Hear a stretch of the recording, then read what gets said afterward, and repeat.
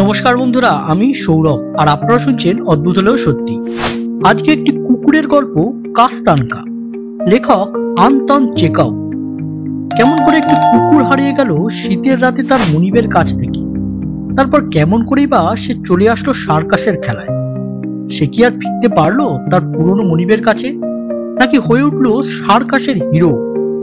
জানতে হলে পুরো গল্পটি মন দিয়ে শুনুন। তাহলে শুরু করা যাক আজকের গল্প, কাস্তানকা।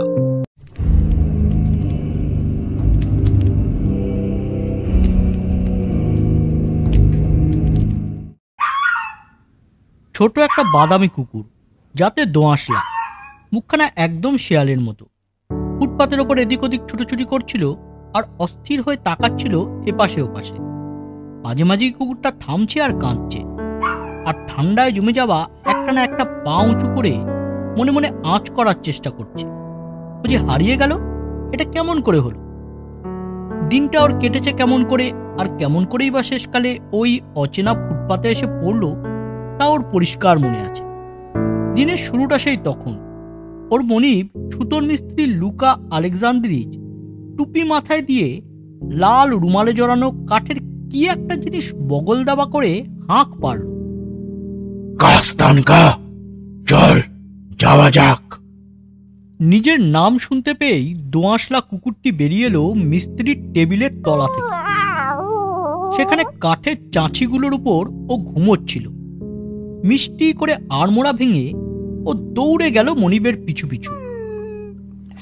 লুকা আলেকজান্দ্রিচের খদ্দেররা থাকতো সব ভীষণ দূরে দূরে, এত দূরে যে তাদের প্রত্যেকের কাছে গিয়ে পৌঁছবার আগে গায়ে একটু জোর করে নেবে বলে ছুতোরকে এক একবার খানিকক্ষণের জন্য ঢুকতে হচ্ছিল সরাইখানায়। কাস্তানকার মনে পড়ল রাস্তায়ও খুব বাড়াবাড়ি রকমের অসভ্যতা করেছিল। ওকে বেড়াতে আনা হয়েছে, এই আনন্দে ও লাফালাফি করছিল। ঘেউ ঘেউ করে ঝাঁপিয়ে পড়েছে ঘোড়ায় টানা ট্রাম গাড়িগুলোর ওপর। অন্য সব কুকুরদের তাড়া করে ঢুকে গিয়েছে আশেপাশের বাড়ির উঠোনে। ছুতোরকে দেখতে না পেয়ে মাঝে মাঝে থামছিল আর রেগে গিয়ে চিৎকার করে ওকে ডাকছিল, কাস্তানকা। একবার সেও শেয়ালের মতো কানটা ধরে আচ্ছা করে মলে দিয়ে থেমে থেমে বলল, তুই মর, কলেরা হয়ে মর। খদ্দেরদের সঙ্গে দেখা করে লুকা আলেকজান্দ্রিচ গেল বোনের বাড়িতে অল্প কিছুক্ষণের জন্য। সেখানেও পানভোজন হলো। তারপর বোনের বাড়ি থেকে এক জানাশোনা দপ্তরির কাছে, দপ্তরির কাছ থেকে আবার সরাইখানা, সরাইখানা থেকে তার কুটুমের কাছে।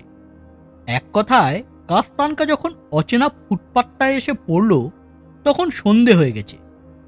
বদ্ধ মাতাল হয়ে পড়েছে ছুতোর।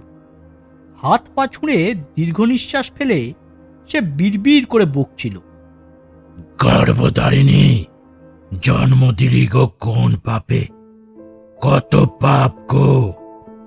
এই তো এখন আমরা রাস্তা দিয়ে যাচ্ছি, আলোগুলোকে দেখছি, কিন্তু যেই মরব নরকের আগুনে পুড়তে থাকবো।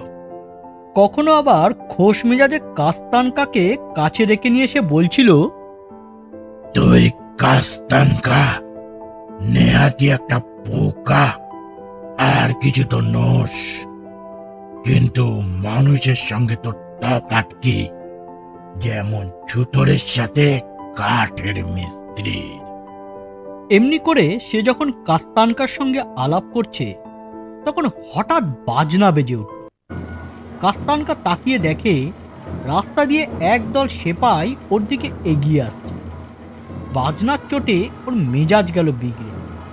সহ্য করতে না পেরে ছুটোছুটি করে উঁ করতে লাগলো। অথচ ভারী তাজ্জব হয়ে দেখলো ছুতোর কিন্তু ঘাবড়াচ্ছেও না, ঘেউ ঘেউও করছে না। খালি এক গাল হেসে টান টান হয়ে দাঁড়িয়ে 5 আঙুল টুপিতে ঠেকিয়ে সে সেলাম ঠুকছে। মনিব আপত্তি করছে না দেখে কাস্তানকা আরো জোরে জোরে উঁ করতে লাগলো, আর সব কিছু ভুলে গিয়ে রাস্তার মাঝখান দিয়ে ছুটল উল্টো দিকের ফুটপাত। ওর যখন চৈতন্য হলো, তখন বাজনাও বাজছে না, সেপাইয়ের দলও আর নেই। আবার রাস্তার মধ্যে দিয়ে ছুটে এলো ও সেই জায়গায়, ঠিক যেখানে মনিবকে ও ছেড়ে গিয়েছিল। কিন্তু হায় কপাল, কোথায় ছুতো! ও একবার সামনে ছোটে, একবার পেছনে, আবার দৌড়ায় রাস্তার মধ্যে দিয়ে। কিন্তু ছুতোর যেন মাটির মধ্যে হঠাৎ তলিয়ে গেছে। কাস্তানকা ফুটপাত শুঁকতে শুরু করে দিল। পায়ের গন্ধে যদি মনিবকে খুঁজে পায় এই আশা। কিন্তু একটু আগেই কোনো পাজি নতুন রবারের জুতো পায়ে চলে গেছে, আর রবারের উৎকট গন্ধে সমস্ত হালকা গন্ধটুকু নষ্ট করে দিয়েছে। কাজেই এখন কিছু আন্দাজ করা অসম্ভব। কাস্তানকা সামনে পেছনে ছুটোছুটি করে, কিন্তু মনিবকে আর খুঁজে পায় না। ওদিকে অন্ধকার হয়ে আসছিল। রাস্তার দুপাশে আলো জ্বলে ওঠে। বাড়িগুলোর জানলার ভেতর দিয়ে দেখা যায় বাতির আলো। খুব ঘন হয়ে পেঁজা বরফ পড়তে থাকে। রাস্তা আর ঘোড়াদের পিঠ আর কচুয়ানদের টুপি সাদা হয়ে উঠতে থাকে বরফে। আকাশে আধার যতই ঘনিয়ে আসছে, ততই সব জিনিস সাদা হয়ে উঠছে। কাস্তানকার দৃষ্টি আড়াল করে তাকে পা দিয়ে ধাক্কা মেরে অচেনা সব খদ্দেররা কেবলই আসছিল আর যাচ্ছিল। দুনিয়ায় তাবৎ মানুষকে দুটো খুব অসমান ভাগে ভাগ করে নিয়েছিল কাস্তানকা। এক হলো মনিব, আর হলো খদ্দের। দুদলের মধ্যে মোদ্দা তফাৎ হলো, ওকে ঠ্যাঙানোর অধিকার ছিল প্রথম দলে, ওর ছিল দ্বিতীয় দলের ঠ্যাং কামড়ে ধরবার অধিকার। খদ্দেররা তাড়াহুড়ো করে কোথায় যে যাচ্ছে, ওর দিকে কেউ নজরই দেয় না। যখন বেশ অন্ধকার হয়ে এসছে, তখন ভয় আর হতাশা কাস্তানকাকে পেয়ে বসল।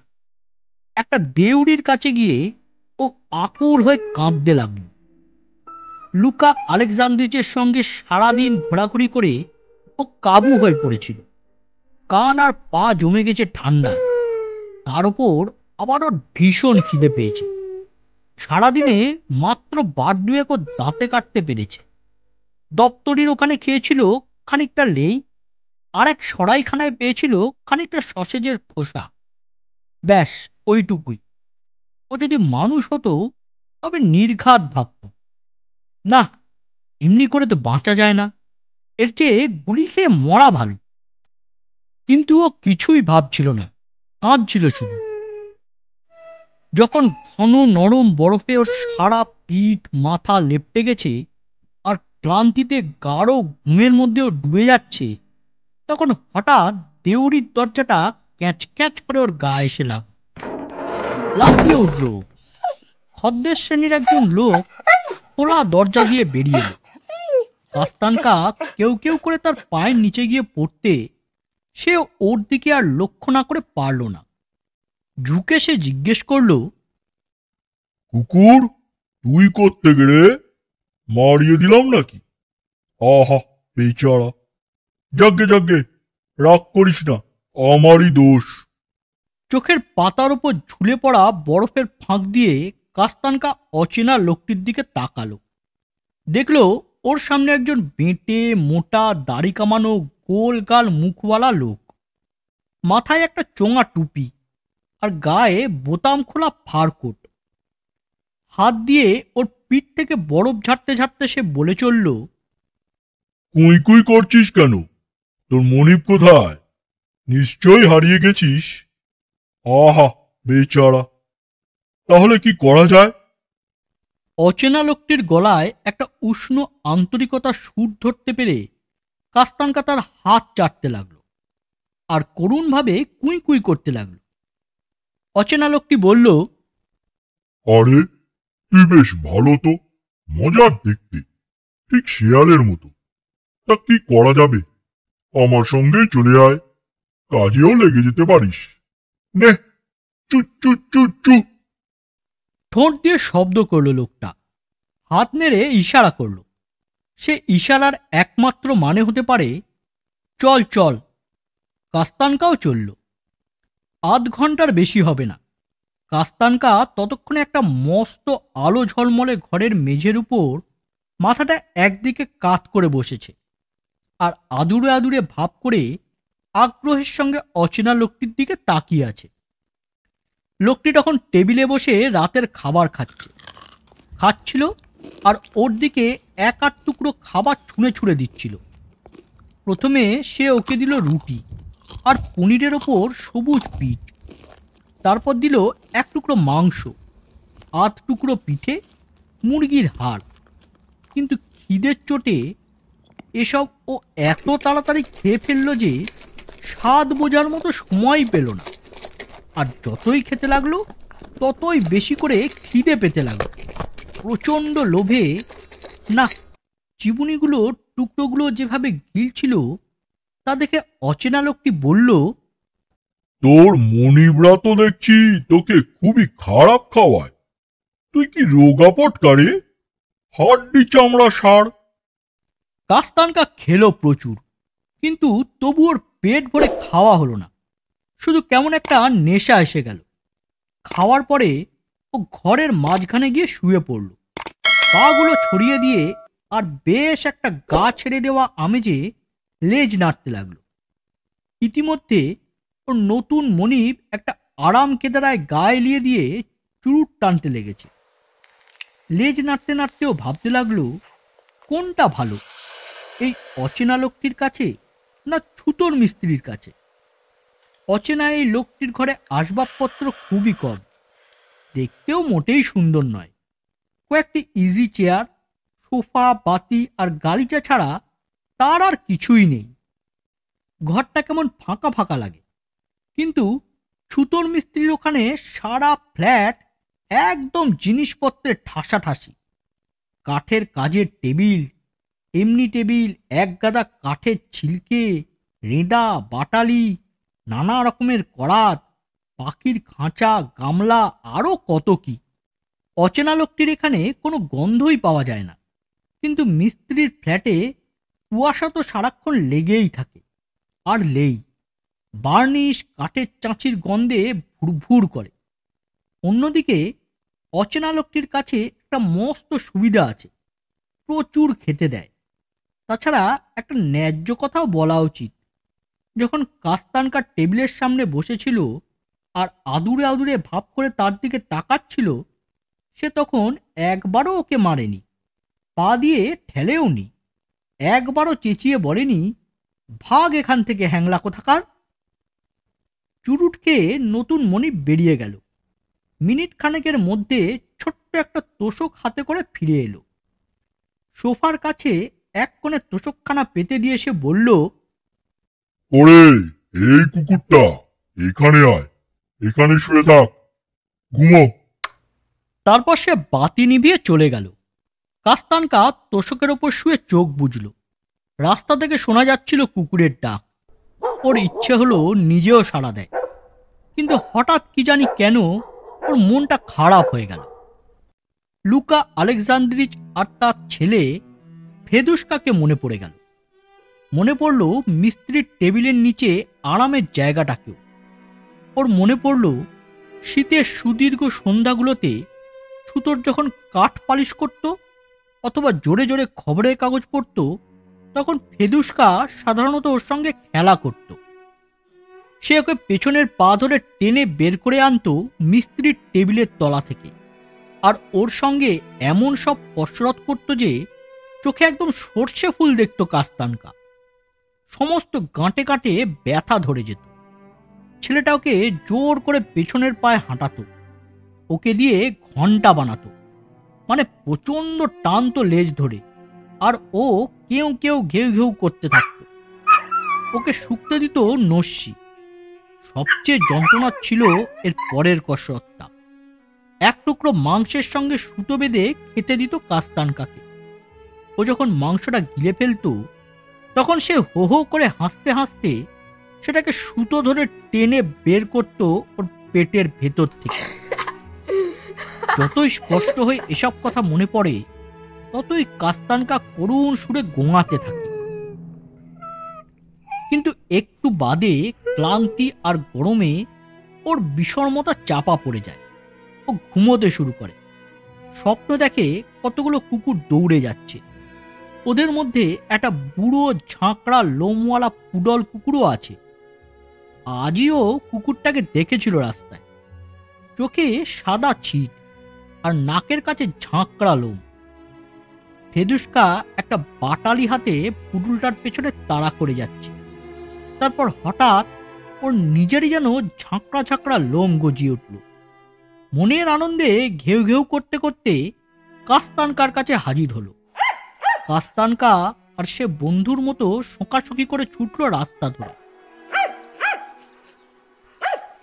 কাস্তানকার যখন ঘুম ভাঙল তখন চারিদিক বেশ ফর্সা হয়ে গেছে। রাস্তা থেকে ভেসে আসছে এমন গোলমাল শুধু দিনের বেলাতেই যা শোনা যায়। ঘরের মধ্যে জনপ্রাণীটিও নেই। কাস্তানকা আর মোড়া ভেঙে হাই তুলল। তারপর রেগে গিয়ে মন খারাপ করে ঘরের মধ্যে ঘুরে বেড়াতে লাগলো। আসবাবপত্র আর ফোনগুলো শুঁকে শুঁকে ও উঁকি দিল হলের মধ্যে, কিন্তু আকর্ষণীয় কিছুই দেখতে পেল না। হলে ঢুকবার দৌড় ছাড়া আর একটা দৌড় ছিল। ভেবেচিন্তে কাস্তানকা ওর দুপা দিয়ে আঁচড়ে আঁচড়ে সেটা খুলে পাশের ঘরে ঢুকে পড়ল। সেখানে বিছানার উপরে কম্বল মুড়ি দিয়ে ঘুমাচ্ছিল খদ্দেরটা। কাস্তানকা চিনতে পারল কালকে সেই অচেনা লোকটা। গুমড়ে উঠল, কিন্তু কালকে রাতের খাওয়াটা মনে পড়ায় লেজ নেড়ে শুরু করে দিল শুঁকতে। অচেনা লোকটির জামা কাপড় আর জুতো শুঁকেও দেখল এগুলোর মধ্যে বেজায় ঘোড়ার গন্ধ। শোবার ঘর থেকে বেরোবার আরও একটা দরজা আছে, কিন্তু সেটাও বন্ধ। কাস্তানকা দৌড়টাকে আঁচড়াতে লাগলো, ফেলতে লাগলো বুক দিয়ে, তারপর খুলে ফেলল। তখনই একটা অদ্ভুত সন্দেহজনক গন্ধ তার নাকে ঢুকল।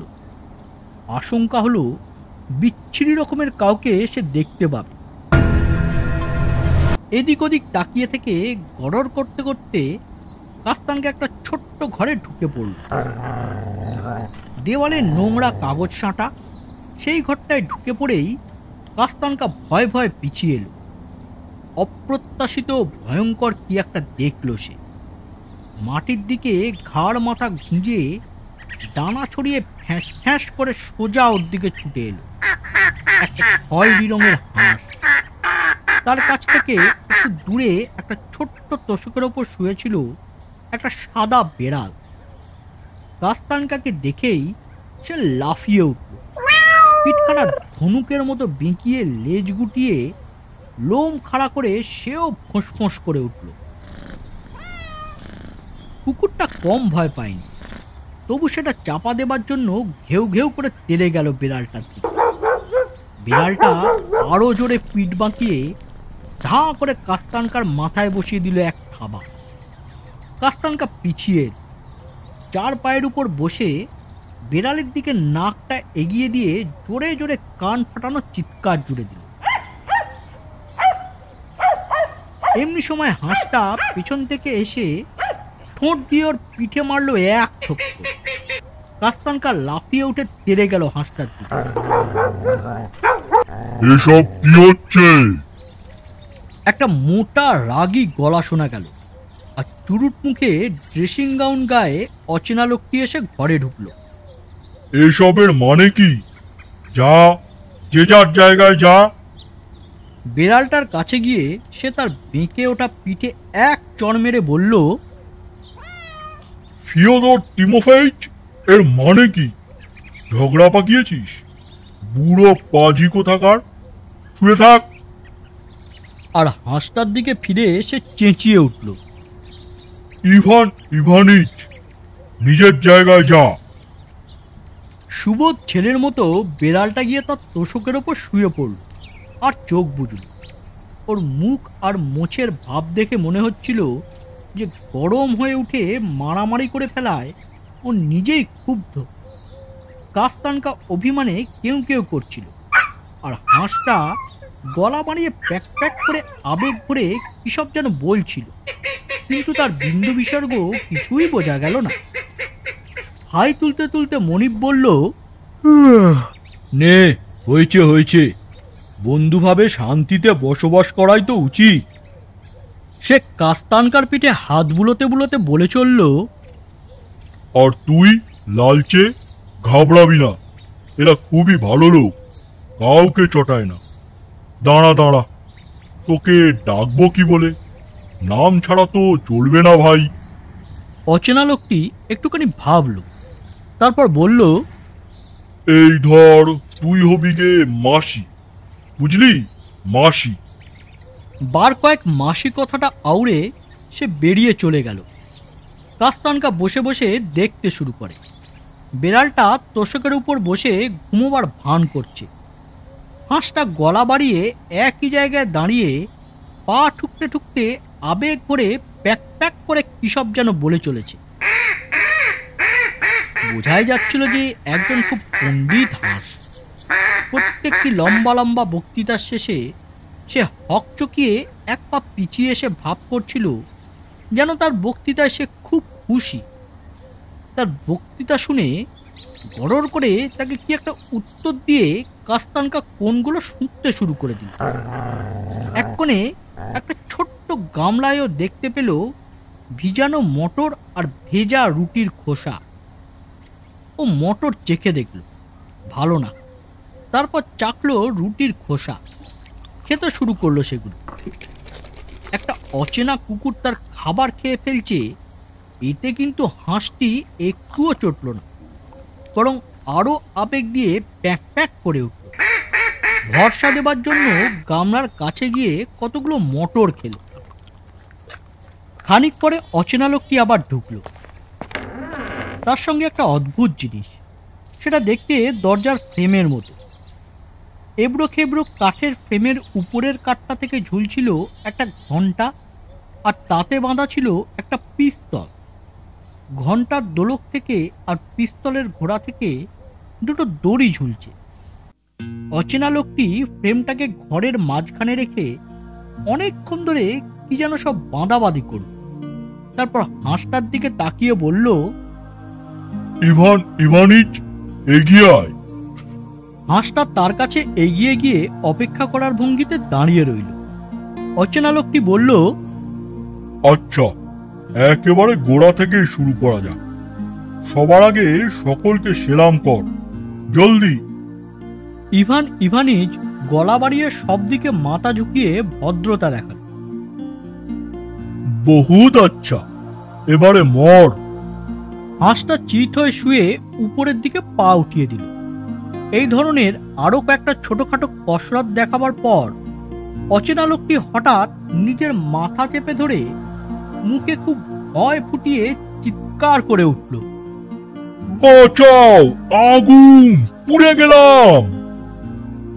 ইভান ইভানিজ ফ্রেমের দিকে দৌড়ে গিয়ে ঠোঁট দিয়ে একটা দড়ি তুলে নিয়ে ঘন্টা বাঁচিয়ে দিল। অচেনা লোকটি খুব সন্তুষ্ট হয়ে গেল। হাঁসটার গলায় হাত বুলিয়ে সে বলল, বহুত আচ্ছা ইভান ইভানিচ, এখন মনে কর তুই হলি গিয়ে একজন জুরি। এই সোনা দানা হিরে মুক্ত বেচিস। এখন ধর, তুই দোকানে গেলি, গিয়ে দেখলি চোর ঢুকেছে। এই অবস্থায় তুই কি করবি? হাঁসটা ঠোঁট দিয়ে অন্য দড়িটা তুলে দিয়ে টান মারল। তার ফলে তক্ষুনি একটা কান ফাটানো গুলির আওয়াজ শোনা গেল। ঘন্টা বাজানোটা কাস্তানকার খুব ভালো লেগেছিল, কিন্তু গুলি ছোঁড়াতে সে এত মেতে গেল যে ছোট্ট ফ্রেমটা চারদিকে ঘুরে ঘুরে ঘেউ ঘেউ করতে লাগলো। অচেনা লোকটি চিৎকার করে উঠল, মাসি, নিজের জায়গায় যা, চুপ করে থাক। গুলি ছুড়েই ইভান ইভানিচের কাজ ফুরালো না। তারপর পুরো 1 ঘন্টা ধরে অচেনা লোকটি ওকে দড়ি বেঁধে চাবুকের আওয়াজ করে তার চারদিকে দৌড় পড়াল। তার উপর হাঁসটিকে আবার বেড়া ডিঙাতে হলো, আংটার মধ্যে দিয়ে গলে যেতে হলো, খাড়া হতে হলো, মানে লেজের ওপর বসে দুপা নাড়াতে হলো। কাস্তানকা ইভান ইভানিচের ওপর থেকে একবারও চোখ ফেরায়নি। উত্তেজনায় চিৎকার করে উঠেছে, মাঝে মাঝে তার পেছনে ঘেউ ঘেউ করে ছুটে গিয়েছে। হাঁসের সঙ্গে নিজেও ক্লান্ত হয়ে পড়ে অচেনা লোকটি কপাল থেকে ঘাম মুছে চেঁচিয়ে ডাকল, মারিয়া, খাপ করিয়া ইভানোভনাকে এখানে নিয়ে এসো। মিনিট খানেকের মধ্যেই একটা ঘোঁত খোঁতানি শোনা গেল। কাস্তানকা গড়গড় করে উঠল। ভাব করলে যেন মোটেই ভয় পাচ্ছে না। তাহলেও কি হয় বলা যায় না। এই ভেবে কাছিয়ে গেল অচেনা লোকটার দিকে। দৌড় খুলে গেল, আর কি সব বকতে বকতে উঁকি দিল একটা বুড়ি। ঢুকিয়ে দিল কালো মতো খুবই বদখত একটা শুয়োর। কাস্তানকার গোঙানির দিকে কোনো নজর না দিয়ে শুয়োরটা মুখ তুলে আনন্দে ঘোঁত করে উঠল। বোঝাই যাচ্ছিল তার মনিব আর ইভান ইভানিচ আর বেড়ালটাকে দেখে সে ভারী খুশি হয়েছে। যখন সে বেড়ালটার কাছে গিয়ে তার পেটের তলায় একটুখানি ধাক্কা মারল আর হাঁসের সঙ্গে কিসব কথা বলল, তখন তার নড়াচড়ায়, গলার স্বরে, লেজ নাড়ায় বেশ একটা ভালো মানুষের ভাব ফুটে উঠল। কাস্তানকা বুঝতে পারল যে এরকম একজন লোকের পেছনে গড়গড় করার কোনো দরকার নেই। মনিব ফ্রেমটি সরিয়ে দিল, চেঁচিয়ে ডাকল, ফিওদর তিমোফেইচ, এগিয়ে আয়। বেড়ালটা উঠে দাঁড়াল, আর মুড়ি ভাঙল। তারপর অনিচ্ছার সঙ্গে যেন দয়া করেছে এমনি ভাবে এগিয়ে গেল শুয়োরটার কাছে। মনিব শুরু করল, আচ্ছা, তাহলে মিশরের পিরামিড দিয়েই আরম্ভ করা যাক। অনেকক্ষণ ধরে সে কিসব বোঝালো, তারপর হুকুম দিল, 1, 2, 3। 3 বলতেই ইভান ইভানিচ ডানা নেড়ে লাফিয়ে উঠে পড়ল শুয়োরের পিঠে। যখন সে ডানা আর গলা দিয়ে টাল সামলে শুয়োরের খোঁচা খোঁচা পিঠের ওপর ঠিকঠাক হয়ে বসেছে, তখন ফিওদর তিমোফেইচ পুনের মতো হেলাফেলা করে শুয়োরের পিঠ বেয়ে উঠে পড়ল। ভাবখানা যেন নিজের এই বিদ্যায় তার বড়ই অবহেলা, কিছুই তার এসে যায় না। তারপর অনিচ্ছার সঙ্গে হাঁসটার পিঠে চড়ে পেছনের পায়ে ভর দিয়ে দাঁড়াল। অচেনা লোকটি যাকে মিশরের পিরামিড বলেছিল তা করা হয়ে গেল। কাস্তানকা উত্তেজনার চোটে চিৎকার করে উঠল। কিন্তু এই সময় বুড়ো বেড়ালটা হাই তুলতে গিয়ে টাল সামলাতে না পেরে হাঁসের উপর থেকে গড়িয়ে পড়ল। ইভান ইভানিচও কাত হয়ে পড়ে গেল। অচেনা লোকটি চিৎকার করে শাসিয়ে উঠল আর আবার কিসব বোঝাতে লাগল। ঘণ্টাখানেক পিরামিড নিয়ে ব্যস্ত থাকার পর ক্লান্তিহীন মনিব ইভান ইভানিচকে বেড়ালের উপর চড়তে শেখাল। তারপর শুরু করলো বেড়ালটাকে সিগারেট খাওয়াতে। চলল এমনি করে। সব শেখানো শেষ হওয়ার পরে তবেই মনিব কপাল থেকে ঘাম মুছে বেরিয়ে গেল। আর ফিওদর তিমোফেইচ বিরক্ত হয়ে গড়গড় করতে করতে গিয়ে তোষকের ওপর শুয়ে চোখ বুঝল। আর ইভান ইভানিচ এগিয়ে গেল খাবারের গামলার দিকে। শুয়োরটাকে বের করে নিয়ে গেল সেই বুড়িটা। নতুন সব অভিজ্ঞতার দৌলতে দিনটা কাস্তানকার কোথা দিয়ে যেন কেটে গেল। আর সন্ধেবেলা ওকে তোষক সমেত দেওয়ালের নোংরা কাগজ ছাঁটায় সেই ছোট্ট ঘরটাতেই নিয়ে আসা হলো। তারপর রাত কাটলো ও ফিওদর তিমোফেইচ আর হাঁসটার সঙ্গে। কাটলো 1 মাস। প্রতি সন্ধ্যায় চমৎকার খাওয়া আর মাসি নামে ডাকায় অভ্যস্ত হয়ে উঠল কাস্তানকা। সেই অচেনা লোকটির সঙ্গে আর ওর ঘরের নতুন সাথীদের সঙ্গে থাকতেও কোনো অসুবিধা হচ্ছিল না ওর। জীবন কাটছিল একদম নির্ঝঞ্ঝাটে। প্রত্যেকটি দিন শুরু হতো একইভাবে। সাধারণত ইভান ইভানিচি ঘুম থেকে উঠত সকলের আগে। তারপর সে এগিয়ে যেত, হয় বেড়ালটার কাছে নয়তো মাসির কাছে, আর গলাটাকে বেঁকিয়ে নিয়ে আবেগ ভরে যুক্তি দিয়ে কিসব বলত। কিন্তু আগের মতোই তা কিছুই বোঝা যেত। মাঝে মাঝে মাথাটাকে উপরের দিকে তুলে সে লম্বা স্বগতোক্তি করে যেত। যেদিন ওদের প্রথম পরিচয় হয় সেদিন কাস্তানকা ভেবেছিল সে অত বেশি বকে কারণ সে খুব পণ্ডিত। কিন্তু কিছুদিন পরেই তার ওর উপর সব শ্রদ্ধা উবে গেল। এরপর সে যখন তার লম্বা চওড়া বক্তৃতা নিয়ে ওর কাছে এগিয়ে যেত, তখন ও আর মোটেই লেজ নাড়ত না, বরং সকলের ঘুমের ব্যাঘাত সৃষ্টিকারী বিরক্তিকর বাচাল বলে তাকে উপেক্ষা করত। কোনো রকম ভদ্রতা না করে খেঁকিয়ে উঠত। ফিওদর তিমোফেইচ ছিল অন্য এক রকমের ভদ্রলোক। ঘুম থেকে জেগে উঠে সে টুং শব্দটিও করত না, নড়তও না, এমনকি চোখটি পর্যন্ত খুলত না। পারলে সে ঘুম থেকেই উঠত না, কেননা দেখাই যেত যে বেঁচে থাকা নিয়ে তার তেমন ভাবনা চিন্তা নেই, কোনো কিছুর দিকেই তার টান নেই, সব কিছুতেই তার আলস্য ফেলা ফেলা। এমনকি অমন চমৎকার খাওয়া খেয়েও সে বিরক্তিকর ভ্যাঁচ করে উঠত। ঘুম থেকে উঠেই কাস্তানকা ঘরের চারিদিক ঘুরে কোনাগুলো শুকতে শুরু করে দিত। ওকে আর বেড়ালটাকে শুধু সমস্ত ফ্ল্যাটময় ঘুরে বেড়াতে দেওয়া হতো। নোংরা কাগজ ছাড়া ঘরটা চৌহদ্দি পার হয়ে যাবার অধিকার হাঁসটার ছিল না। আর খাবরবিয়া ইভানভোনা তো উঠোনের মধ্যে কোথায় যেন এক চালার নিচে থাকত, হাজির হতো একমাত্র খেলা শুকানোর সময়। মনিবের ঘুম থেকে উঠতে বেশ দেরি হতো। তারপর চাটা খেয়ে সে শুরু করতো তার কসরত। প্রতিদিনই সেই কাঠের ফ্রেম, চাবুক, আংটা ইত্যাদি নিয়ে আসা হতো, আর রোজই পুনরাবৃত্তি হতো প্রায় সেই একই জিনিসে। সেখানে চলতো ৩-৪ ঘন্টা ধরে। ফলে ফিওদর তিমোফেইচ মাঝে মাঝে ক্লান্তিতে মাতালের মতো টলতে টলতে, আর ইভান ইভানিচ ফুটফাক করে জোরে জোরে নিঃশ্বাস ফেলত। মনিব লাল হয়ে উঠত, মুছে মুছেও কপাল থেকে আর তার ঘাম যেত না। খাওয়া দাওয়া আর খেলা শেখাতে দিনটা মজাতেই কাটত, কিন্তু সন্ধ্যাটাই বড় বিরক্তিকর হয়ে পড়ত। সন্ধ্যার দিকে মনিব সাধারণত বেড়াল আর হাঁসটাকে নিয়ে কোথায় যেন চলে যেত। একা একা তোষকের উপর পড়ে থেকে থেকে কাস্তানকার মনটা খারাপ হয়ে যেত। ঘরের অন্ধকারের মতো কোথা থেকে অলক্ষ্যে একটা বিষর্মতা ধীরে ধীরে এগিয়ে এসে যেন তাকে গ্রাস করে ফেলত। প্রথমটা কুকুরটার খাওয়ার কিংবা ঘেউ ঘেউ করার কিংবা ঘরের মধ্যে দৌড়াদৌড়ি করার সমস্ত ইচ্ছে নষ্ট হয়ে যেত, এমনকি চোখ মেলতে পর্যন্ত ইচ্ছে করতো না।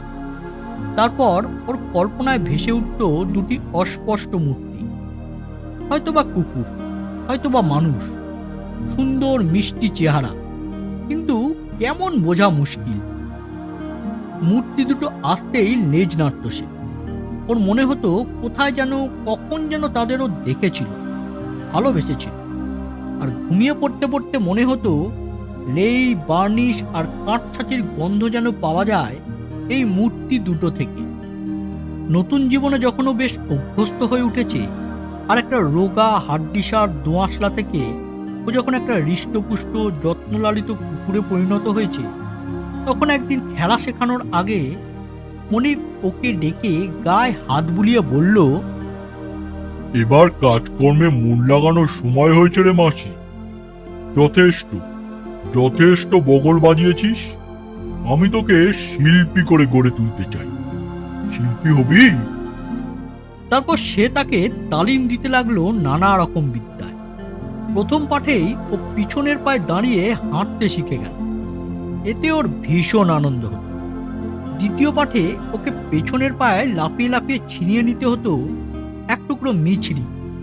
মনিব সেটা ওর মাথার উপর ঝুলিয়ে রাখতো উঁচু করে। এর পরের পাঠগুলোতে ও নাচলো, চক্কর দিয়ে দৌড়ে বেড়ালো, বাজনার সঙ্গে সঙ্গে উঁ করলো, ঘন্টা বাজালো, গুলি ছুড়লো। আর মাসখানেক বাদেই ও বেশ ভালোভাবেই ফিওদর তিমোফেইচের জায়গা নিতে পারল মিশরের পিরামিডে। ও আগ্রহ করেই শিখত, আর পেরেছে বলে নিজেই খুশি হতো। জিভ বার করে চক্কর দিয়ে ছুট, আংটার মধ্যে দিয়ে লাফিয়ে আর পুরো ফিওদর তিমোফেইচের উপর চড়ে ও খুব আনন্দ পেত। এক একটা কসরত হয়ে যাবার সঙ্গে সঙ্গে মহা উৎসাহে ও ঘেউ ঘেউ করে উঠত, আর গুরুও অবাক হয়ে ভারী খুশি হয়ে হাত কচলাত, বলতো, বাহাদুর বাহাদুর, তুই নির্ঘাত খেল দেখাবি। বাহাদুর কথাটা শুনে শুনে মাসির এমন অভ্যাস হয়ে গিয়েছিল যে মনিব কথাটা বলতেই ও লাফিয়ে উঠে এমন ভাবে তাকাতো যেন ওটা ওর ডাক নাম আর কি। মাসি স্বপ্ন দেখছিল যেন জমাদার ওকে ঝাঁটা হাতে তাড়া করেছে। ভয় ওর ঘুম ভেঙে গেল। ছোট্ট ঘরখানা চুপচাপ, অন্ধকার, কুমোর, পোকা কামড়াচ্ছে। আগে মাসির কখনো অন্ধকারে ভয় হতো না, এখন কিন্তু ওর কেমন যেন ছমছম করতে লাগলো। ইচ্ছে হলো চিৎকার করে। পাশের ঘরে মনিবের সজোরে নিঃশ্বাস ফেলার শব্দ শোনা গেল। তারপর কিছু পরে শুয়োরটা ঘোত করে উঠল চালান নিচে। তারপর আবার সব চুপচাপ। খাওয়ার কথা ভাবলেই মনটা কেমন হালকা হয়। তাই মাসিও ভাবতে শুরু করে দিল কেমন করে আজ ও ফিওদর তিমোফেইচের কাছ থেকে মুরগির ঠ্যাং চুরি করে সেটাকে বসবার ঘরের আলমারি আর দেওয়ালের ফাঁকে এক গাদা ধুলো আর মাকড়সার জালের মধ্যে লুকিয়ে রেখেছিল। একবার গিয়ে দেখলে হয় ঠ্যাংটা আস্ত আছে কিনা। খুব সম্ভবত মনিব ওটা খেয়ে ফেলেছে, কিন্তু সকালের আগে ঘরের বাইরে যাওয়া বারণ। এই ছিল নিয়ম। তাড়াতাড়ি ঘুমিয়ে পড়ার জন্য মাসি চোখ বুঝল, কারণ অভিজ্ঞতা থেকে ওর জানা ছিল যে যত তাড়াতাড়ি ঘুমোবে তত তাড়াতাড়ি সকাল হয়ে যাবে। কিন্তু হঠাৎ ওর ধারে কাছেই এমন একটা অদ্ভুত চিৎকার শোনা গেল যে তাতে ও শিউরে উঠে চার পায়ে লাফিয়ে উঠতে বাধ্য হলো। চিৎকারটা করেছিল ইভান ইভানিচ, কিন্তু বরাবরের মতো যুক্তিতর্ক দিয়ে বকবকানি নয়, কেমন যেন একটা অস্বাভাবিক কান ফাটানো জংলি চিৎকার, দরজা খোলার সময়কার ক্যাচ করে ওঠার মতো। অন্ধকারে কিছু বুঝতে না পেরে আর দেখতে না পেয়ে মাসি আরো ভয় পেয়ে গর্জে উঠল। একটা হাড় কামড়ে খেতে যতটা সময় লাগে ততটা সময় কাটল, কিন্তু আর চিৎকার হলো না। মাসি আস্তে আস্তে শান্ত হয়ে ঘুমিয়ে পড়ল। স্বপ্ন দেখলো দুটো মস্ত কালো কুকুর, গায়ে তাদের খোঁচা খোঁচা জীর্ণ লোম, একটা বড় গামলা থেকে লোভীর মতো বাসন ধোয়া জল খাচ্ছে। গামলাটা থেকে বেশ সুগন্ধ বেরুচ্ছে আর সাদা ধোঁয়া উঠছে। মাঝে মাঝেই তারা মাসির দিকে তাকাচ্ছে আর দাঁত বের করে খিঁকিয়ে উঠছে, আমরা তোকে দেব না। কিন্তু বাড়ির ভেতর থেকে ফারকোট গায়ে একজন চাষি বেরিয়ে এসে চাবুক মেরে ভাগিয়ে দিল। তখন মাসি গামলার কাছে গিয়ে খেতে শুরু করল, কিন্তু যেই না চাষি দরজার বাইরে গেছে অমনি দুটো কালো কুকুরই ঘেউ ঘেউ করে ওর ওপর ঝাঁপিয়ে পড়ল। আর হঠাৎ আবার শোনা গেল সেই কান ফাটানো চিৎকার। চেঁচিয়ে উঠল ইভান ইভানিচ। জেগে গেল মাসি, লাফিয়ে উঠল, কিন্তু তোষক না ছেড়ে ঘেউ ঘেউ করে ডেকে উঠল। এক টানা ডাক। ওর যেন মনে হতে লাগলো ইভান ইভানিচ না, চেঁচাচ্ছে অন্য কেউ, বাইরের কেউ। আবার কেন যেন চালার নিচে ঘোঁত করে উঠল শুয়োরটা। কিন্তু তারপরেই জুতোর খসখসানি শোনা গেল। ড্রেসিং গাউন গায়ে মোমবাতি নিয়ে ঘরে ঢুকলো মনিব। ঝিকমিকে আলো ছড়িয়ে পড়ল দেওয়ালের নোংরা কাগজ আর ছাদের গায়ে, তাড়িয়ে দিল অন্ধকার। মাসি দেখল ঘরের মধ্যে বাইরের কেউ নেই। মেঝের ওপর বসে আছে ইভান ইভানিচ। ঘুমোয়নি সে, তার ডানা দুটো নেতিয়ে পড়েছে, ঠোঁটটা হাঁ করা। মোট কথা তাকে দেখতে এমন লাগছিল যেন খুবই ক্লান্ত হয়ে পড়েছে আর জল খেতে চাইছে। বুড়ো ফিওদর তিমোফেইচও ঘুমায়নি, সেও নিশ্চয়ই চিৎকারের চোটে জেগে গিয়েছিল। মনিব হাঁসটাকে জিজ্ঞেস করল, কি হয়েছে তোর ইভান ইভানিচ? চিৎকার করছিস কেন? অসুখ করেছে? হাঁসটা চুপচাপ। মনিব তার ঘাড়ে হাত বুলিয়ে পিঠে আদর করে বলল, তুই একটা খ্যাপা, নিজেও ঘুমবি না, অন্যকেও ঘুমোতে দিবি না। মনিব যখন তার আলো নিয়ে বেরিয়ে গেল তখন আবার ঘনিয়ে এলো অন্ধকার। মাসির ভয় ধরে গেল।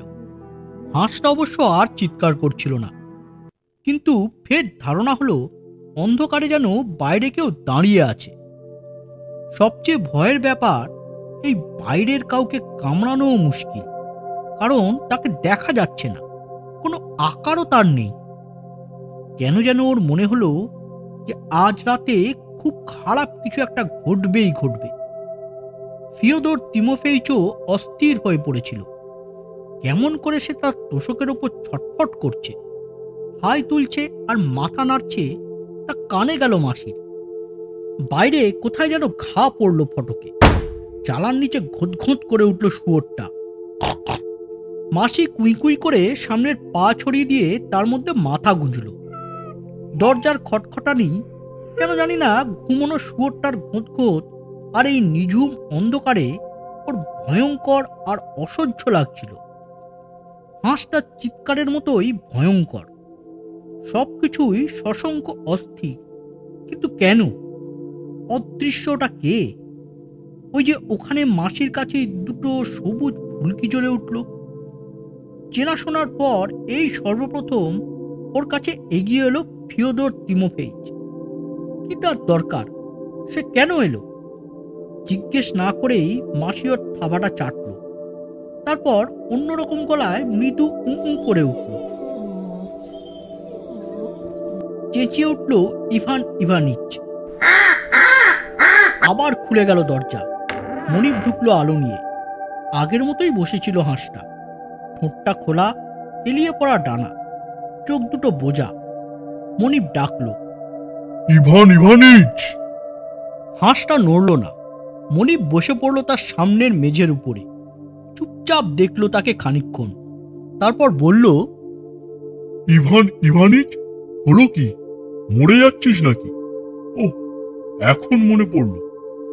সে চেঁচিয়ে উঠল, চেপে ধরল নিজের মাথা। ওহ, জানি কেন এমন হয়েছে। আজ যে তোকে ঘোড়াটা মারিয়ে দিয়েছিল। হা ভগবান, হা ভগবান। মনিব কি বলছে তা মাসি বুঝতে পারল না, কিন্তু তার মুখ দেখে বুঝল যে সেও একটা ভয়ঙ্কর কিছুর আশঙ্কা করছে। অন্ধকার জানলার দিকে নাকটা এগিয়ে দিয়ে ও আওয়াজ করে উঠল। ওর মনে হলো ওটার ভেতর দিয়ে অন্য কে আর একটা যেন উঁকি মারছে। হতাশার ভঙ্গিতে দুহাত উল্টে মনিব বলে উঠল, ও মরে যাচ্ছে রে মাসি। হ্যাঁ হ্যাঁ, মরে যাচ্ছে। তোদের এই ঘরে মরণ ঢুকেছে। কি করা যায়? দীর্ঘশ্বাস ফেলে মাথা নাড়তে নাড়তে ঘাবড়ে ফ্যাকাশে হয়ে গিয়ে মনিব ফিরে গেল তার শোবার ঘরে। অন্ধকারে থাকতে মাসির ভয় হলো। সেও চলল তার পিছু পিছু। বিছানায় বসে কেবলই সে বলতে লাগলো, হায় ভগবান, করা যায় কি? মাসি তার পায়ের কাছে ঘুরঘুর করছিল। ও বুঝতে পারছিল না কেন ওর এমন মন খারাপ লাগছে, আর কেনই বা সবাই এমন ছটফট করছে। আর তা বোঝার জন্য তার প্রত্যেকটা নড়াচড়া লক্ষ্য করতে লাগলো। ফিওদর তিমোফেইচ বড় একটা ওঠে না। সেও এবার তার তোষক ছেড়ে মনিবের শোয়ার ঘরে ঢুকল, আর তার পায়ের কাছে গা ঘষতে লাগলো। বিড়ালটা মাথা নেড়ে উঠছিল, যেন তার দুশ্চিন্তাগুলো ঝেড়ে ফেলতে যাচ্ছে, আর সন্দিগ্ধভাবে উঁকি দিচ্ছিল বিছানার নিচে। একটা প্লেট বের করে আনলো মনিব। হাত মুখ ধোয়ার কল থেকে তাদের জল ঢাললো। তারপর আবার গেল হাঁসটার কাছে। প্লেটটা তার সামনে রেখে নরম করে সে বলল, খা ইভান ইভানিচ, খা, লক্ষ্মী সোনা। ইভান ইভানিচ কিন্তু নড়লও না, চোখও খুলল না। মনিবর মাথাটা ধরে এগিয়ে দিল প্লেটের দিকে, ঠোঁটটা ডুবিয়ে দিল জলের মধ্যে। হাঁসটা কিন্তু জল খেল না। আরো আলগা হয়ে এলিয়ে পড়ল তার ডানা। মাথাটা অমনিই পড়ে রইল প্লেটের মধ্যে। না, আর কিচ্ছু করার নেই। সব শেষ। চলে গেল ইভান ইভানিচ। দীর্ঘ নিঃশ্বাস ছাড়ল মনিব। তার গালের ওপর দিয়ে চিকচিক করে গড়িয়ে পড়তে লাগলো ফোঁটা ফোঁটা চোখের জল। বৃষ্টির সময় সার্সি বেয়ে যেমন পড়ে। কি হয়েছে বুঝতে না পেরেও ফিওদর তিমোফেইচ আর মাসি তার কাছে ঘেঁষে এসে সভয় তাকিয়ে দেখলো হাঁসটাকে। করুণ দীর্ঘ নিঃশ্বাস ছেড়ে মনিব বললে, বেচারা ইভান ইভানিচ, আমি এদিকে ভাবছিলাম বসন্তকালে তোকে নিয়ে চলে যাব গাঁয়ের বাড়িতে। ঘুরে বেড়াবো তোর সঙ্গে সবুজ ঘাসে ঘাসে। আমার আদরের সাথী রে, তুইও ছেড়ে চলে গেলি। তোকে বাদ দিয়ে আমার চলবে কি করে? মাসির মনে হলো ওরও যেন তাই হবে। ঠিক অমনি ভাবে অজানা কি কারণে ওরও চোখ বন্ধ হয়ে যাবে, পা দুটো ছড়িয়ে পড়ে মুখটা হাঁ হয়ে যাবে, আর সবাই ওর দিকেও অমনি ভয় ভয় তাকিয়ে থাকবে। বোঝাই যাচ্ছিল ওই একই চিন্তা ঘুরপাক খাচ্ছিল ফিওদর তিমোফেইচের মনেও। বুড়ো বেড়ালটা আগে কখনো এখনকার মতো এমন মনমরা হাঁড়িমুখী হয়নি। ভোর হয়ে এলো, আর সেই অদৃশ্য ওটা মাছি যাকে এত ভয় পাচ্ছিল সেও আর রইল না। যখন একদম ফর্সা হয়ে গেছে তখন জমাদার এসে হাঁসটার ঠ্যাং ধরে কোথায় যেন নিয়ে চলে গেল। খানিকক্ষণ পরে হাজির হলো বুড়িটা, গামলাটা নিয়ে গেল সেই। মাসি বসবার ঘরে গিয়ে আলমারির পিছনে তাকিয়ে দেখল, না, মনিব মুরগির ঠ্যাংটা খেয়ে ফেলেনি। ওটা ধুলো আর মাকড়সার জালের মধ্যে জায়গা মতোই আছে। কিন্তু মাসির মন খারাপ লাগছিল, বিরক্ত লাগছিল, কাঁদতে ইচ্ছা করছিল। ঠ্যাংটাও শুঁকে পর্যন্ত দেখল না। সোফার নিচে ঢুকে বসে রইল আর করুণ গলায় আস্তে আস্তে কেউ কেউ করতে শুরু করল। হঠাৎ এক সন্ধ্যায় মনিব দেওয়ালে নোংরা কাগজ সাঁটা সেই ছোট্ট ঘরটায় ঢুকে হাত ঘষতে ঘষতে বলল, তাহলে এবার? সে নিশ্চয়ই কিছু একটা বলতে চাইছিল, কিন্তু না বলেই ঘর থেকে বেরিয়ে গেল। তালিম নেওয়ার সময় থেকেই মনিবের মুখ আর গলার স্বরকে মাসি চিনেছিল খুব ভালো করে। ওর মনে হলো সে চঞ্চল ও উদ্বিগ্ন হয়ে রয়েছে, চটেও গিয়েছে। খানিকক্ষণ পরে সে ঘুরে এসে বলল, আজ আমি আমার সঙ্গে মাসি আর ফিওদর তিমোফেইচকে নিয়ে যাব। মাসি, তুই আজকে মিশরের পিরামিডে স্বর্গীয় ইভান ইভানিচের জায়গা নিবি। কি যে হবে তা শয়তানি জানে। কিছুই তৈরি নেই, অভ্যাস করা হয়নি, মহড়া হয়েছে কম। মুখে চুনকালি পড়বে, নাম ডুববে। তারপর সে আবার বেরিয়ে গেল। মিনিট খানেকের মধ্যেই চোঙার টুপি আর ফারকট পরে ঘুরে এলো। বিড়ালটার কাছে এসে সে তাকে সামনের ঠ্যাং ধরে তুলে নিয়ে ফারকটের তলায় বুকের মধ্যে ঢুকিয়ে নিল। ফিওদর তিমোফেইচ এতেও খুব নির্লিপ্ত ভাব দেখা, এমনকি চেষ্টা করে চোখ দুটোও একবার খুলল না। কিছুতেই যেন ওর কিছু এসে যায় না। শুয়ে থাকলেই বা কি, আর ঠ্যাং ধরে ওকে তুলে নিলেই বা কি, তোষকে পড়ে থাকাই বা কি, আর ফারকটের নিচে মনিবের বুকে থাকাই বা কি, সবই সমান। মনিব বলল, মাসি, চল। কিছু না বুঝেই লেজ নাড়তে নাড়তে মাসি তার পেছনে পেছনে চলল। মিনিট খানেকের মধ্যেই ও এসে স্লেজ গাড়ির মধ্যে মনিবের পায়ের কাছে বসে পড়ল আর শুনতে লাগলো শীতে তার উত্তেজনায় কাঁপতে কাঁপতে সে কেমন বিড়বিড় করে চলেছে। মুখে চুনকালি পড়বে, নাম ডুববে। স্লেজখানা এসে দাঁড়ালো ওল্টানো কোড়াইয়ের মতো মস্ত একটা অদ্ভুত বাড়ির সামনে। তিনটে কাঁচের দরজাওয়ালা এই বাড়ির লম্বা করিডোরটা ডজনখানেক উজ্জ্বল আলোয় ঝলমল করছিল। ঝনঝন করে এক একবার দরজাগুলো খুলে যাচ্ছে, আর যেন হাঁ করে গিলে খাচ্ছে দরজার কাছে জোটা মানুষগুলো। লোক অনেক, বারে বারেই করিডোরের দিকে এগিয়ে আসছে এক একটা ঘোড়া, কিন্তু কুকুরের দেখা মিলল না। মনিব মাসিকে ধরে ফারকটের নিচে বুকের মধ্যে ঢুকিয়ে নিল। ফিওদর তিমোফেইচও ওখানেই ছিল। জায়গাটা গুমোট আর অন্ধকার হলেও বেশ বড়। মুহূর্তের জন্য দুটো আবছা সবুজ আলোর বিন্দু জ্বলে উঠল। পরশির ঠান্ডা শক্ত থাবায় গা লাগতে চোখ মেলল বেড়ালটা। মাসি তার কান চেটে দিল। তারপর সম্ভবত আরেকটু আরামদায়ক জায়গা খুঁজতে গিয়ে ছটফট করে নড়ে উঠল।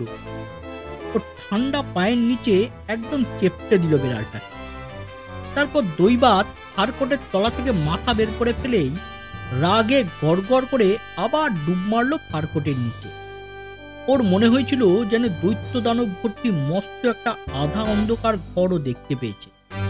ঘরের দুপাশে লাগানো লম্বা গড়াদে আর পার্টিশনগুলোর পেছন থেকে উঁকি মারছিল কেমন ভয়ঙ্কর সব মুখ। কোনটা ঘোড়ার মতো, কেউ শিংওয়ালা, কারো লম্বা কান, আর একটা প্রকাণ্ড মোটা বদন। তার নাকের জায়গায় একটা লেজ, মুখ থেকে বেরিয়ে আছে দুটো চাঁচা ছোলা লম্বা লম্বা হাড়। বিড়ালটা মাসির পায়ের নিচে ভাঙা গলায় ডেকে উঠল, কিন্তু তখনই খুলে গেল ফারকটটা, আর মনিব বলে উঠল, নামো। ফিওদর তিমোফেইচ মাসির সঙ্গে লাফিয়ে নেমে পড়ল মেঝের উপর। ওরা তখন 6 রঙের তক্তার দেয়ালওয়ালা একটা ছোট্ট ঘরের মধ্যে। ওখানে আয়না লাগানো একটা টেবিল, একটা টুল, কোণে ঝোলানো কতগুলো ন্যাকড়া ছাড়া অন্য কোনো আসবাবপত্র ছিল না। হারিকেন বা মোমবাতির বদলে দেওয়ালে লাগানো একটা পাইপ থেকে পাখার মতো ছড়িয়ে জ্বলছিল একটা ঝলমলে আলো। মাসির চাপে দুমড়ানো লোমগুলো চেটে নিয়ে ফিওদর তিমোফেইচ টুলের তলায় উঠে শুয়ে পড়ল। মনিব তখনও উদ্বিগ্ন, হাত ঘষতে ঘষতে কাপড় ছাড়তে শুরু করলো সে। বাড়িতে কম্বলের তলায় শোবার জন্য তৈরি হতে গিয়ে সাধারণত যেমনি করে কাপড় ছাড়ে তেমনি করেই সে কাপড় ছাড়ল। তার মানে অন্তর্বাস ছাড়া খুলে ফেললো আর সব কিছুই। তারপর টুলের ওপর বসে আয়নার দিকে তাকিয়ে নিজের ওপর অদ্ভুত সব কারিকুরি করতে শুরু করলো সে। প্রথমে সে মাথায় পড়লো একটা পরচুলা, সেটা দুদিকে পাট করা, পাকিয়ে পাকিয়ে দুটো শিঙের মতো উপর দিকে উঠে গিয়েছে। তারপর মুখময় পুরু করে সাদা সাদা কি যেন মাখলো।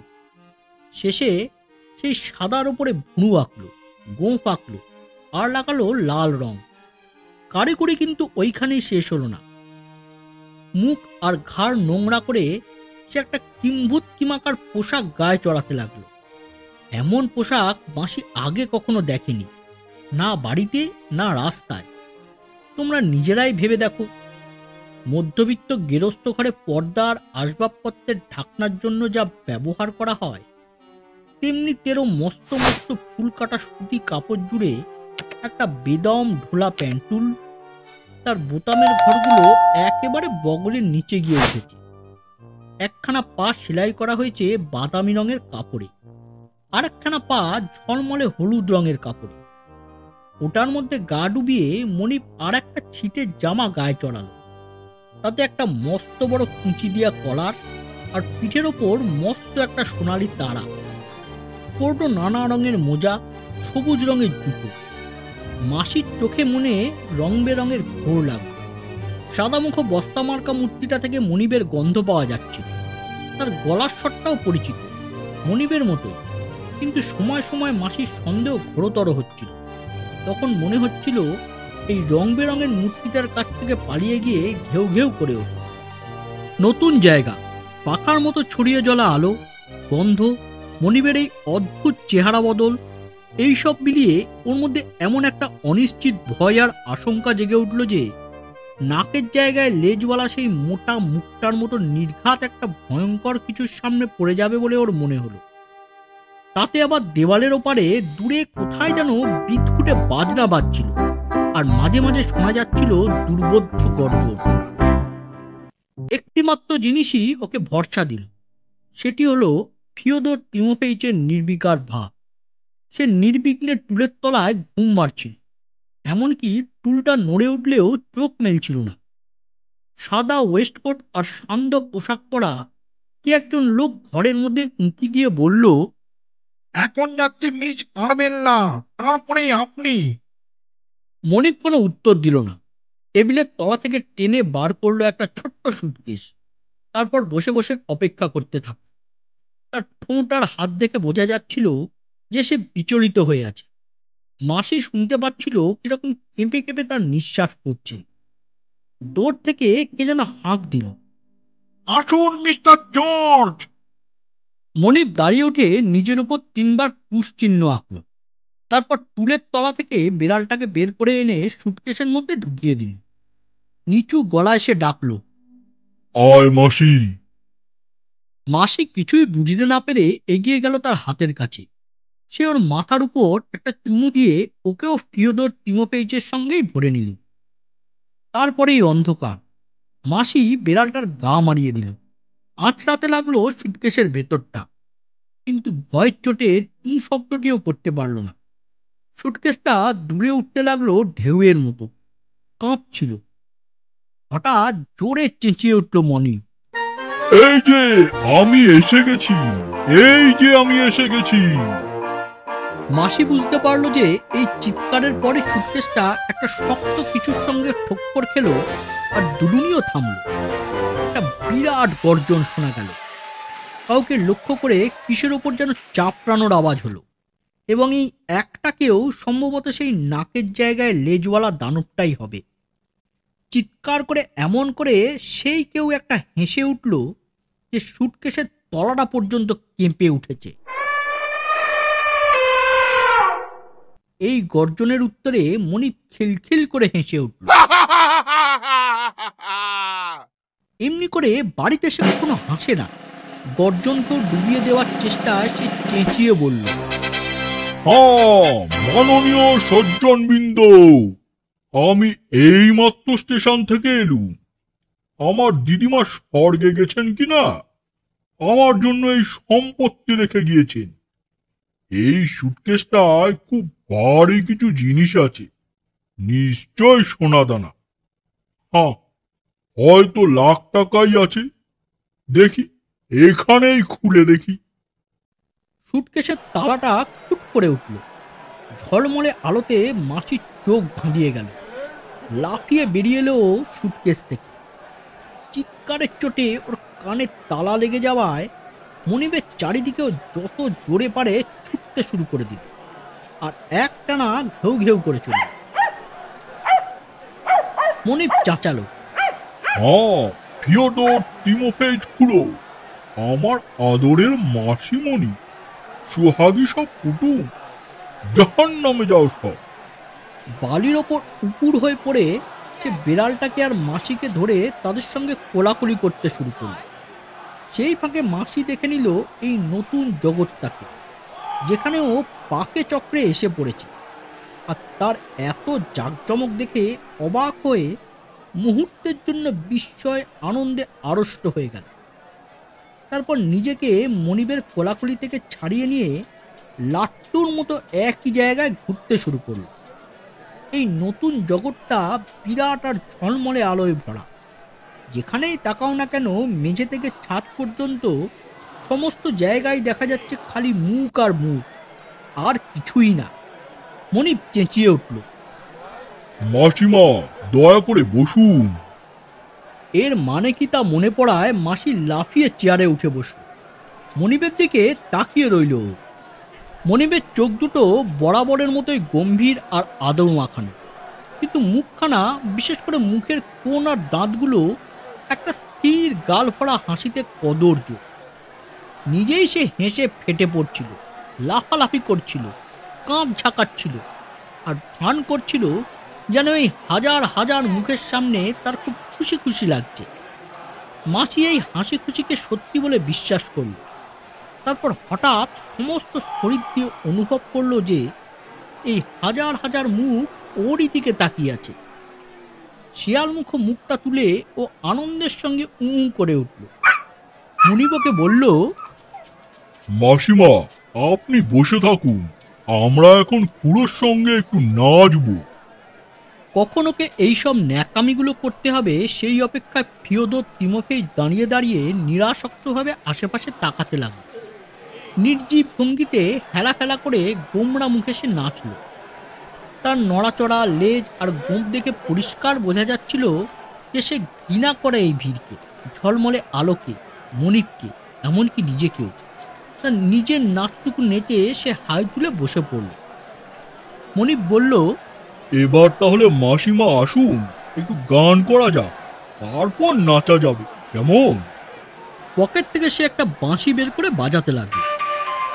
মাসি বাজনা সহ্য করতে না পেরে অস্থির হয়ে চেয়ারের উপর ছটফট করতে করতে চাপা আওয়াজ করে উঠল।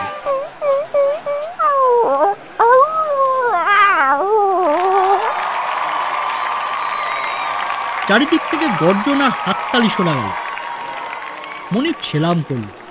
তারপর যখন সব চুপচাপ হয়ে গেল, তখন আবার বাজাতে লাগলো।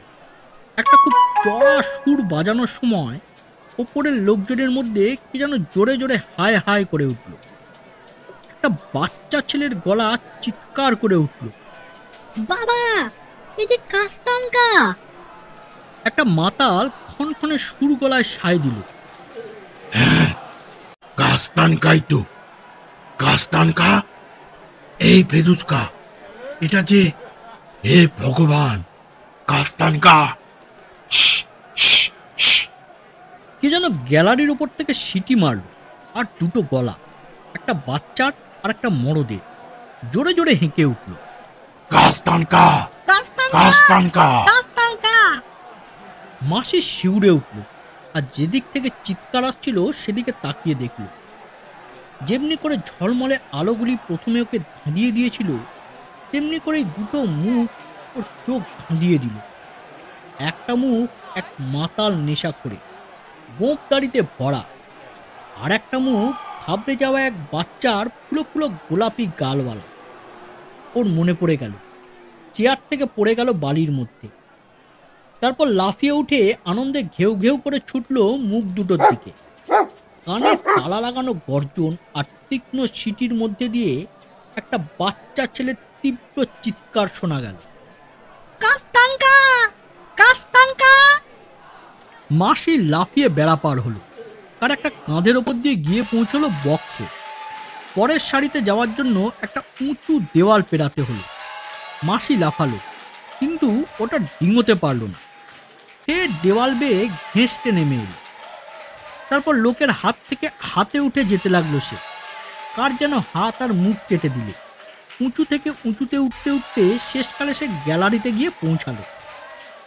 আধ ঘন্টাখানেক পরেই কাস্তানকা একদম রাস্তায় সেই লোক দুটোরই পিছন পিছন যাচ্ছিল, যাদের গা থেকে লেই আর বার্নিশের গন্ধ বেরোয়।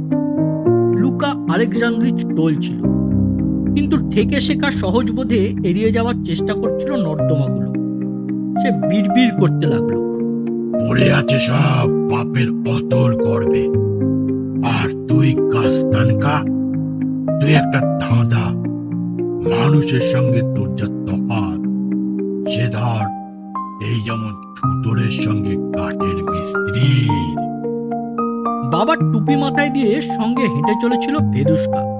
তাদের দুজনেরই পেছনটায় তাকিয়ে দেখলো কাস্তানকা। ওর মনে হলো যেন বহুকাল ধরেই ও তাদের পেছনে পেছনে যাচ্ছে, আর মুহূর্তের জন্যও যেন তার জীবনে ছেদ পড়েনি। তাতে সে খুশি। দেওয়ালে নোংরা কাগজ ছাঁটা ছোট্ট ঘরখানা ওর মনে পড়ল। মনে পড়ল ফিওদর তিমোফেইচকে, হাঁসটাকে। মনে পড়ল সেই চমৎকার খাওয়া, তালিম নেওয়া। মনে পড়ল সার্কাসের কথা। কিন্তু এখন এই সব কিছুই ওর কাছে মনে হলো যেন একটা মস্ত গোলমেলে দুঃস্বপ্ন। কেমন লাগলো বন্ধুরা আজকের গল্পটি? ভালো লাগলে একটি লাইক করুন আর শেয়ার করুন সকলের সাথে। আর হ্যাঁ, চ্যানেলটি সাবস্ক্রাইব করতে ভুলবেন না যেন, কারণ এইরকম গল্প নিয়ে আমি হাজির থাকছি এই চ্যানেলে। তাহলে বেল আইকনটিও টিপে দিন, তাহলে আপনাদের কাছে নোটিফিকেশন পৌঁছে যাবে। তাহলে আজকের মতো নমস্কার।